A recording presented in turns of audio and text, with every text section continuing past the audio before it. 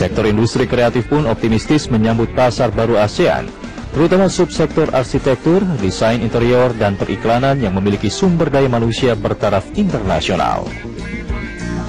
Banyak sekali hasil-hasil craft Indonesia itu ada di panggung dunia, tapi di situ dengan menggunakan label bukan Indonesia. Nah, itu kan juga perlu perhatian khusus. Peran industri kreatif selama ini terhadap perekonomian dalam negeri cukup besar. Dengan laju pertumbuhan sekitar 7 hingga 8% per tahun, industri kreatif memberikan nilai tambah terhadap ekonomi nasional sebesar 641,8 triliun rupiah atau sekitar 7% produk domestik bruto.